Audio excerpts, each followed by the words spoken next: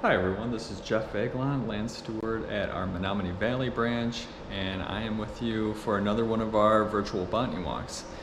Today I actually am going to be sitting inside of one of our classrooms here at Menomonee Valley. I brought in a few different specimens to look at because what we're going to be looking at are the inflorescent structures of various grasses. The inflorescence is a term that describes the flower and seed structure of a grass. And I have seven different specimens here. These are all found in Three Bridges Park. They are all native prairie grasses, except for one over here, which is a woodland savanna species. But for the most part, these are all prairie grasses that you would find in full sun habitats.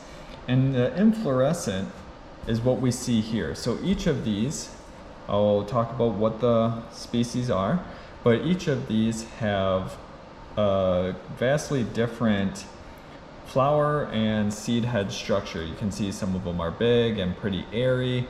Some are smaller, more compact, especially one like this. So the inflorescence is each one of these structures. They're the flower head, they're the seed head. It's also a term that can be used to talk about wildflower flower structures also. That could also be considered the inflorescence. Not all inflorescence are the same. They look different, but you might imagine they also have different terms. And we have three different structures that we're going to be looking at today. The first one is a raceme, the second one is a panicle, and the third one is a spike. So let's get started. So racemes are these four here.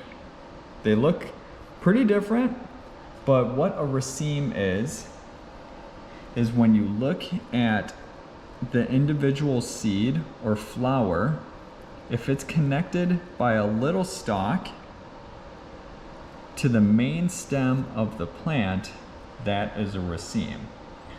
And you can see each one of these little seeds, this is Cytodes grama that I'm talking about right here. Each one of these seeds has a little stalk. That stalk is called a pedicel. So if a seed has a pedicel connecting it to the main stem, that is a raceme. So the four that we have that are racemes are Virginia wild rye, Cytodes grama, Canada wild rye, and big blue stem. The next two that we're looking at are panicles. And a panicle is a branched raceme. Now what do I mean by that? Branched raceme. So if this right here was an individual flower or an individual seed head, this would be a raceme because each one of these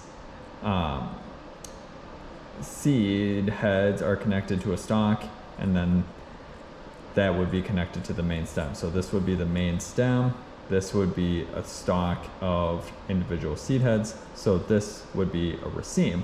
But now you have a stalk that's connected to a stalk that's connected to the main stalk, which is right here. That makes it a panicle. This grass that we're looking at here, this is switchgrass. It's one of the easiest ones to identify when it's flowering, just because it's so airy with very, very small seed heads connected to pretty long pedicels, and then they're branched off of the main stem.